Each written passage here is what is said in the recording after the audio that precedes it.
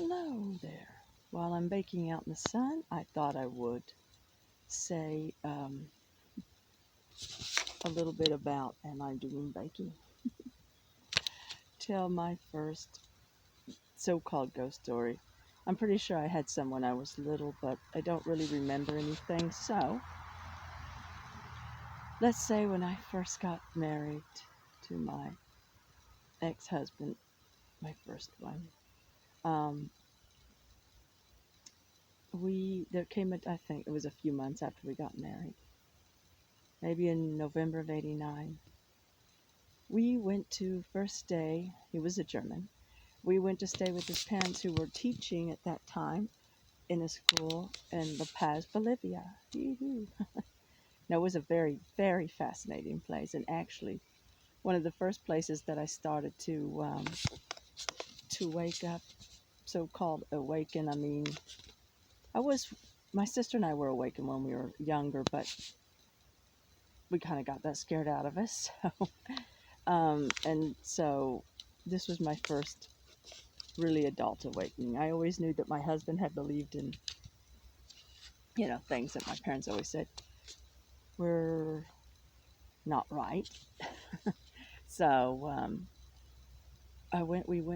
we were in La Paz, Bolivia, and I remember there was a night. It was a nice house too.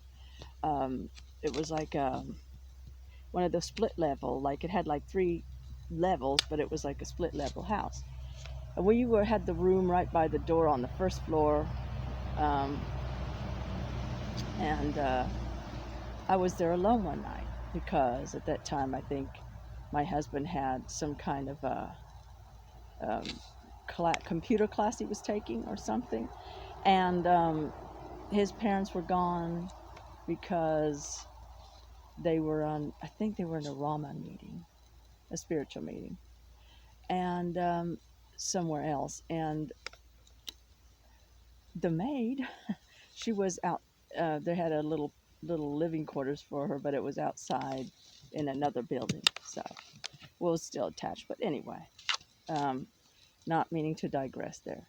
I was home alone and we had this computer set up, and I had been playing games on it when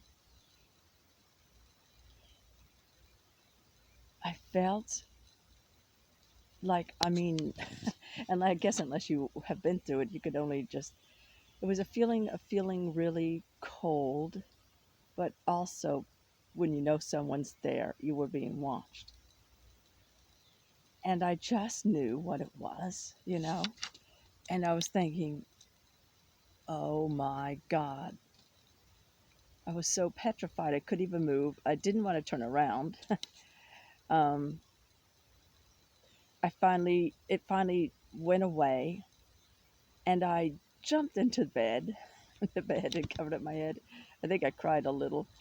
And when my husband had gotten home, told him about the circumstance.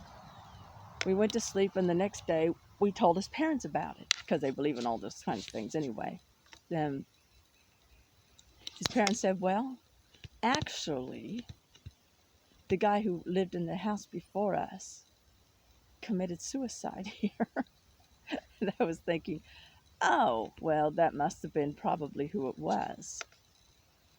And I will say one more instance, and I don't know if it's really a ghost story or if it's a parallel reality type of thing. But not too long after that, we went to Germany with them.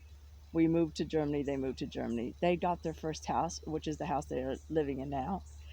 It's a very nice house, but it was also 200 years. I mean, I think it's back in the 1700s, part of it. Part of it was updated, part of it was back in 1700s.